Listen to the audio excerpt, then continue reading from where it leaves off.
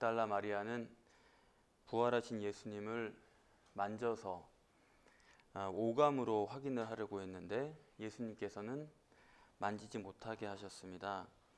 오감으로 하나님을 알 수 있는 게 아니다라는 것을 가르쳐 주시기 위함입니다.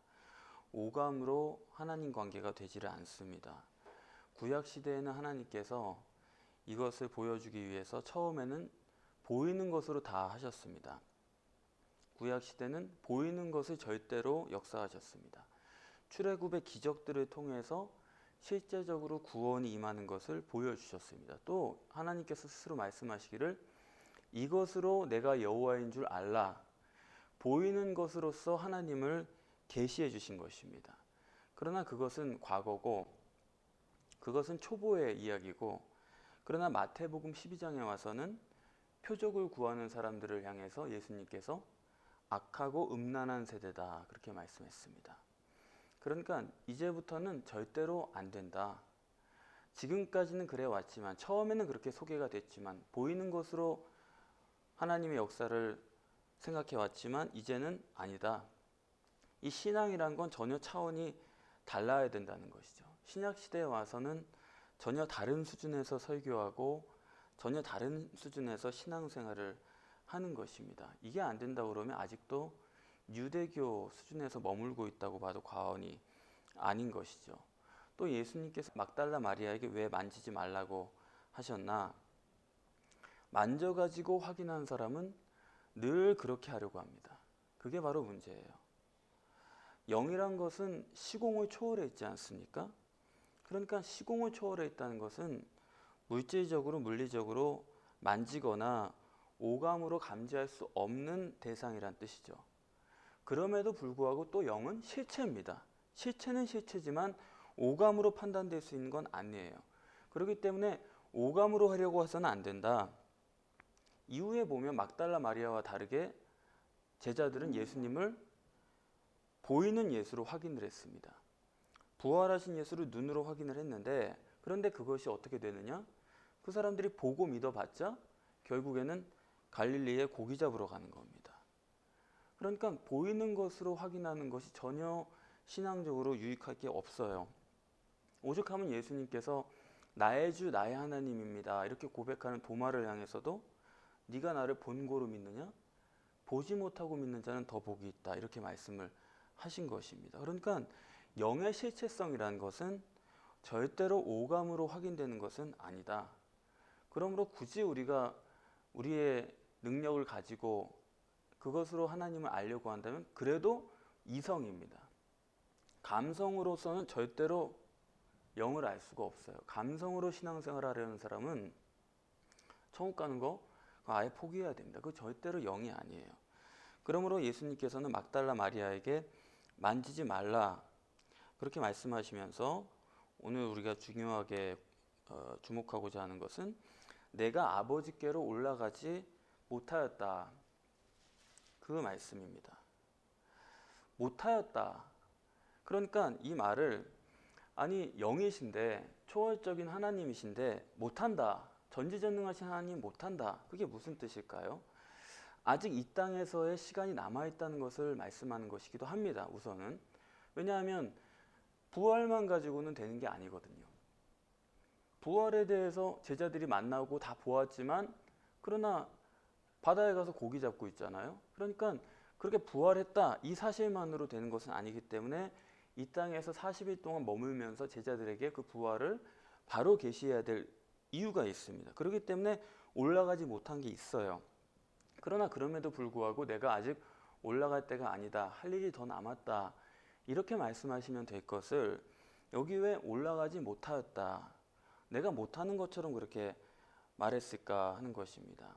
올라가지 않을 거다. 이렇게 말하면 좋을 텐데 왜 올라가지 못하였다고 하셨을까? 창세기 45장에서 여러분 아시는 대로 야곱의 11아들들이 베냐민까지 11아들들이 애굽에 내려갔다가 거기서 요셉이 살아있는 것을 그들이 알게 되지 않습니까? 그래서 깜짝 놀라가지고 죽었던 요셉이 애굽의 총리 대신이 돼 있단 말이에요. 그래서 깜짝 놀라가지고 이제 요셉이 그들을 보내가지고 아버지 야곱을 모시고 오게 합니다. 그래가지고 이제 다시 애굽으로 그 형제들이 내려가는데 아버지 요셉이 죽은 게 아니라 살아 있어요. 애굽의 총리가 되어 있어요. 그러니까 아버지가 전혀 안 믿죠. 그 어떻게 그 말이나 되는 얘기입니까? 그래 그럴 리가 없다. 죽은 사람이 어떻게 살아 있느냐? 그리고 그 사람이 총리 대신이 됐다? 애굽에? 있을 수가 없는 얘기예요. 안 믿는데 거기 보면 창세기 45장 27절에 보면 야곱이 언제 믿느냐? 요셉이 야곱을 태워오라고 보낸 그 수레를 보고 믿었다. 그런 구절이 나옵니다. 그러니까 그 요셉이 보낸 수레라는 것은 45장에 보냈지만 41장부터 그 얘기가 등장을 해요. 41장에 바로가 요셉을 총리 대신 세우면서 내가 너보다 높은 것은 왕위밖에 없다. 황제밖에 없고 그러면서 동등하다. 그러면서 자기 인장 반지, 그 결제 반지를 내주고 그리고 수레를 하사를 합니다. 그 두 가지를 내줘요. 그 수레가 뭐냐면 여러분이 이제 뭐 이집트나 이런 데 가서 박물관 같은 데 가서 보시면 또 우리나라에서도 그런 거 있죠. 투탕카멘 그런 전시회 같은 거 보면 거기 이제 파라오들이 타던 전차가 나옵니다. 6대가 진열이 되어 있는데 3대는 행진용이고 3대는 사냥용이에요. 전투용으로 쓰는 게 3대가 되어 있는데 그러니까 성경에 따르면 요셉과 함께 파라오가 행진을 합니다. 그러면서 이 사람이 내 2인자다. 이 사람이 내 모든 걸 다 관할한다. 그렇게 하면서 총리를 세워주는 장면이 나오는데 그때 요셉에게 버금수레를 내줍니다. 자기가 타는 것과 조금 작은 수레를 내주는 거예요. 그리고 다 동등한데 크기만 작은 겁니다. 그래서 그 파라오의 전차를 보면 수레를 보면 그건 황금으로 만들었어요. 전체를. 아주 굉장합니다. 아주 아름다운 그런 수레를 만들었는데 그걸 요셉에게 주고 그걸 타고 다닙니다. 그게 이제 왕의 권위예요. 그래서 요셉이 아버지 찾으러 갑니다 라고 할 때 파라오가 그러면 수레를 보내라 그렇게 얘기를 합니다. 그러니까 수레가 가장 중요한 거예요. 그 사람들 생각에 뭐 여러 가지가 있겠지만 수레다. 이거가 모든 걸 상징한단 말이죠. 그건 아무나 못하는 거니까요. 그래가지고 요셉이 자기 수레를 보내가지고 야곱을 태우러 오는데 그 야곱이 못 믿다가 죽었다가 살아났다는 거 못 믿다가 수레를 보고 믿더라. 그렇게 말하고 있거든요. 다시 말하면 뭐냐.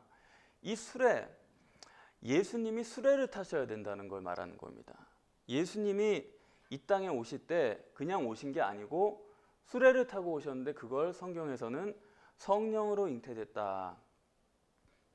마리아의 복중에 잉태되었을 때 스스로 오신 것이 아니고 그 황금수레를 타고 황금 마차를 타고 이 땅에 오신 것입니다. 혼자 오신 게 아니고 성령으로 잉태되었다. 다시 말하면 성령을 뭘 말하는 거냐? 예수님을 태우고 오는 황금 마차를 상징하고 있는 것입니다. 벌써 창세기에서 그것을 미리 이야기하고 있는 겁니다. 이 사건을 말하기 위해서 창세기 하나님은 그렇게 그런 일들을 소소하게 기록을 하신 거예요. 그리고서 예수님의 공생애란 건 뭐냐? 30년 동안 사시다가 공생애를 시작할 때 성령이 임재합니다. 비둘기같이. 그리고 그 성령으로 공생애를 하게 된단 말이죠. 다시 말하면 예수님께서는 황금 마차를 타고 또 사신 겁니다. 그러시다가 요한복음 19장 30절에 가면 예수님께서 십자가에 달려 죽으시고 그날이 안식일 전날이죠. 이제 안식일에는 천국에 가 계신 겁니다. 그러면 여기서 죽으시고 천국에 어떻게 가셨느냐? 역시 예수님은 그 뭐 신비한 삼위일체의 관계겠죠. 황금 마차를 타고 또 천국으로 가셨다가 다시 이 땅에 부활하실 때 황금 마차를 타고 천국에서 이 땅으로 오신 겁니다. 그리고 40일 동안 또한 황금 마차를 타시고 부활을 제자들에게 계시하시다가 사도행전 1장 9절에 가면은 황금 마차를 타고 또다시 승천하시게 되는 거예요. 그러니까 예수님이 단독으로 왔다 갔다 하시는 문제가 아니고 항상 예수님은 성령으로 오셨다가 성령으로 사역하시고 성령으로 천국에 가시고 성령으로 다시 부활하시고 성령으로 이 땅에 계시다가 성령과 함께 황금 마차를 타고 그리고 천국으로 승천을 하신 것입니다. 그 황금 마차는 천국에다가 예수님을 내려놓고 예수님의 영을 거기다 모셔다 놓고 그리고 다시 황금마차가 내려와 가지고 우리의 영을 태워 가지고 가시는 겁니다. 그래서 다시 내려오는 게 뭐냐? 오순절 성령 강림, 그 사건이 바로 그렇게 되는 것입니다. 그게 이제 하나님의 목적이에요. 그 황금마차를 태우고 그 가족을, 그 자식을 태워서 천국으로 불러 올라가는 그 황금마차를 대령하는 것이 바로 하나님의 목적입니다. 그렇기 때문에 예수 피로 제사함 받는다. 그거는 가나안 땅까지는 아직 한참 멀은 거예요. 지금 겨우 애굽을 나온 거지 가나안 땅까지는 아직 많이 남았습니다. 그렇게 해서 부활하셨는데 부활하신 것 가지고도 안 돼요. 그래서 더 이 땅에 계셔야 됩니다. 부활하신 예수님 만났다고 제자들이 변한 게 하나도 없지 않습니까? 그렇기 때문에 부활하신 예수가 문제가 아니고 부활하신 예수가 황금마차를 타고 계신 것처럼 우리도 황금마차를 타야 되는 것입니다. 그러므로 구원론을 말하면 황금마차를 타는 것이 구원이지 황금마차 승차권이 없으면 그거는 아무 소용이 없는 것입니다. 주님이 천국 가신 원리랑 우리가 천국 가는 원리랑 똑같아요. 왜냐하면 하나님이시고 완전한 인간이시기 때문에. 그분이 그냥 하나님이시기만 하다면 그것과 우리와는 다르죠. 그러나 예수님은 완전한 하나님이요 동시에 완전한 인간으로 오셨기 때문에 인간이 천국 가는 길도 그대로 제시를 하셨고 우리가 천국 가는 길은 예수님이 가신 길 외에는 다른 것은 없다. 예수님의 방법뿐입니다. 예수님이 황금마차를 타고 성령으로 오셨다가 성령으로 가셨기 때문에 우리도 그 황금마차를 타야지만 천국에 들어갈 수가 있는 것입니다. 그러면 황금마차를 어떻게 탈 수가 있느냐? 또 황금마차를 타면 어떻게 되느냐? 그것을 우리가 생각을 해야 되는데 황금마차를 타면 일단 신분이 바뀌는 거죠. 그 창세기 45장에서 말하고자 하는 게 그거 아닙니까? 신분이 요셉의 신분이 바뀐 게 황금마차를 탄 걸로 상징되는 거예요. 야곱의 가족들이 신분이 바뀌는 게 구원되는 게 바로 황금마차로 상징이 되는 겁니다. 구약에서는 하나님과 우리 사이의 관계가 주인과 종의 관계예요. 그냥 명령하면 듣고 안 들으면 죽고 이런 관계입니다. 주인과 종의 관계인데 이제 예수님의 공생에 오면 요한복음 15장에서 예수님께서 말씀하신 것처럼 너희는 나의 친구라. 관계가 변합니다. 친구라는 것은 인격적인 교류가 가능한 존재가 되었다는 것이죠. 그러다가 이제 부활하시고 나면 친구에서 한 단계 격상합니다. 내 아버지 곧 너희 아버지. 내 하나님 너희 하나님. 다시 말하면 하나님이 내 아버지이신 것처럼 하나님이 너희의 아버지가 되신다. 친구에서 가족으로 예수님의 형제로 이렇게 신분이 바뀌게 돼요. 다시 말하면 내가 황금마차 탔으니까 너희도 황금마차 타라. 요셉이 황금마차 타니까 야곱도 황금마차를 탈 수 있는 겁니다. 그것을 형제들에게 고했다 그랬습니다. 가서 아버지를 모시고 와라. 형제들에게 그 말을 부탁했습니다. 사실 말하면 여기서도 제자들에게 고하라 그러지 않습니까? 이 사건을 제자들에게 말하라. 형제들에게 말하라. 이제부터는 황금마차를 탈 수 있는 자격이 된다. 그러므로 구원은 황금마차를 타고 이 땅을 떠나는 게 구원이에요. 황금마차 타고 그 척박한 땅을 떠나서 애굽으로 들어가는 것입니다. 그럼 황금마차를 어떻게 타느냐? 예수님이 육체가 죽고 그 영이 마차를 타신 것처럼 우리도 육체가 죽고 황금마차를 탈 수가 있는 것입니다. 다시 말하면 내 영이 황금마차를 타야지만 천국을 가는 것입니다. 그것이 바로 오늘 이 이야기가 사실은 성경 전체요, 복음서 전체요, 하나님의 목적의 전부고 그리고 신학적 소명의 완성이라고 말할 수가 있습니다. 지금은 전 세계가 마치 부활 전이 구원인 것처럼 다 생각하고 있잖아요. 십자가만 있으면은 예수 피만 있으면 구원받는 것처럼 생각을 하는데 그건 하나님의 목적과 전혀 다르고 신학적 소명과도 전혀 맞지를 않아요. 황금 마차를 타야지만 성령으로 가야지만 그것이 완성이 되는 것이지 않습니까? 그러니까 바로 그것을 예수님께서 최종적으로 정리를 하시고 이걸 가지고 이제 40일 동안 그 부활을 제대로 계시하시게 되는 겁니다. 그래서 이 신학적 사건을 두고 예수님께서는 제자들에게 40일간 이것이 무슨 의미인가를 계시하시게 되는 거예요. 그래서 40일이 필요한 거, 그래서 40일 동안 올라가지 못하고 계신 것입니다. 그런데 이제 우리가 가지고 있는 생각은, 의문은 뭐냐면, 왜 이 황금마차를, 이 타신 이 사건을 제자들에게 말씀을 안 하고 이 막달라 마리아를 통해서 했느냐? 왜 제자들에게 이걸 계시하시면 되지? 처음부터 왜 막달라 마리아라는 사람을 택해서 이렇게 했느냐 하면, 그것은 성서적인 의미가 있죠. 여자여 그러지 않았습니까?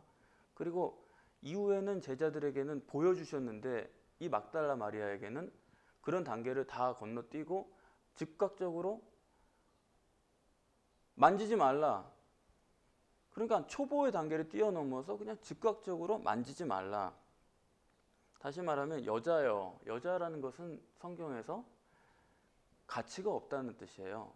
죄송한 말씀이지만 성경에서는 그렇게 표현을 합니다. 그런 식으로 옛날의 그 문화를 빌어서 여자는 육체로서는 가치가 없다. 여자로서는 노동력이 안 되고 재산이 안 되는 겁니다. 자기가 생활에 불가능해요. 옛날에는 그렇지 않겠습니까? 그러니까 여자여, 또 시온의 딸, 또 처녀로 잉태한다, 예루살렘 처녀딸아, 이런 표현들 다 여자로 쓰는데 그건 뭐냐 하면 약하다, 가치가 없다, 육체로서는 그거는 아예 가치, 이건 불능이다, 그런 얘기를 하는 거예요. 다시 말해서 여자여 하면서 이 마리아에게 이것을 말한 것은, 처음 계시한 것은 바로 육체를 부인해야 된다, 이것을 상징하고 있는 것입니다. 그리고 어찌하여 우느냐 그랬죠? 그러니까 애통하는 자죠. 심령에 애통하는 자. 진짜 내가 주님을 만나고 싶습니다. 주님 시체를 한번 내가 좀 보고 싶습니다. 목숨을 걸 만큼, 하여튼 모든 것을 바칠 만큼, 그 정도가 아니면 황금마차 탈 생각을 아예 하지 말아야 된다. 그걸 여기서 지금 계시하고 있는 거예요. 제자들이 아닙니다. 강자가 아니에요.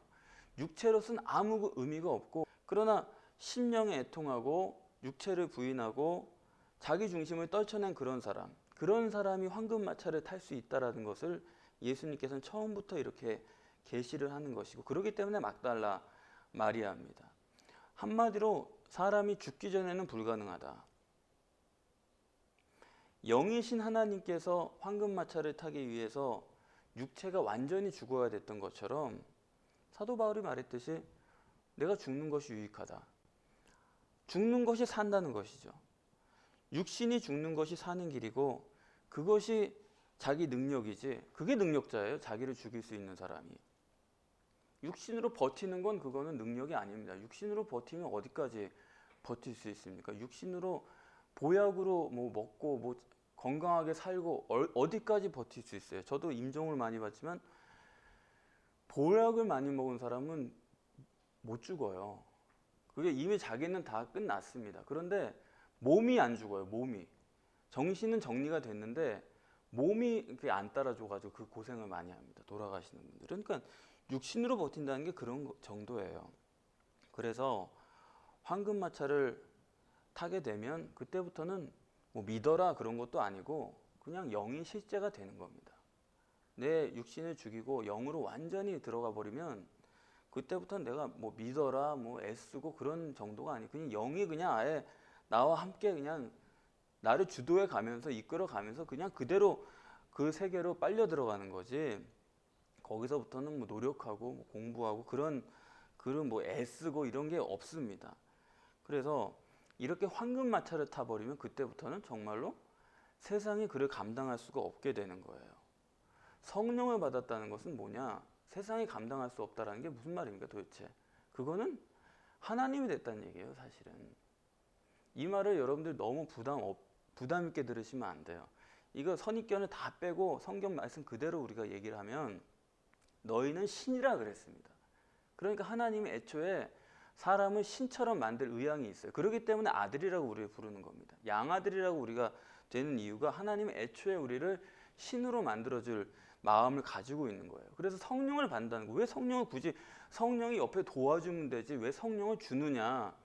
그건 우리로 하나님이 되게 하려는 것입니다. 우리로 신이 되게 하려는 것입니다. 그렇기 때문에 본문에 황금마차를 타면 내 형제가 된다 그랬어요. 요셉이 야곱에게 황금마차를 보냈더니 그 사람들이 결국 요셉과 동등한 지위가 되지 않습니까? 내 하나님 너희 하나님. 완전한 인간이면서 완전한 하나님이 된 것처럼 인간도 완전한 인간이면서 완전한 하나님이 되는 길은 성령을 받는 길이다. 성령을 받으면 하나님의 아들이 되고 하나님이 되는 것입니다. 신이 되는 것입니다.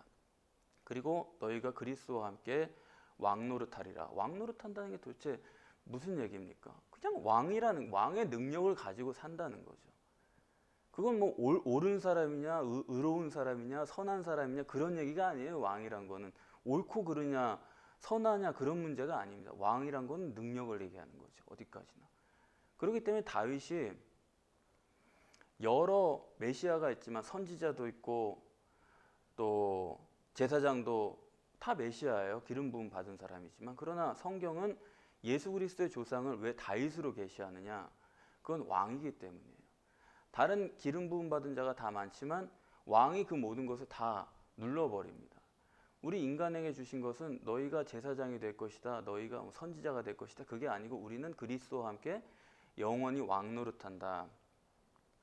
황금마차를 타면 하나님의 자녀가 되고 하나님이 된다. 그것을 성경에 있는 그대로 우리가 볼 수 있어야 됩니다. 종말 때에 여러분들이 황금마차를 타시고 이 어지러운 때에 하나님의 능력으로 세상과 육신을 다 부인하시고 승리하시는 여러분이 되시기를 바라고 그리고 우리가 다 같이 황금마차를 타고 그리고 승천하는 거예요. 그냥 날아가지 않습니다. 황금마차를 타고 가는 거예요. 그러므로 여러분들이 종말의 때 모두가 황금마차를 타셔서 우리 한 사람도 빠짐없이 그 위대한 주님의 날에 그 마차를 타고 승천할 수 있게 되기를 소원합니다.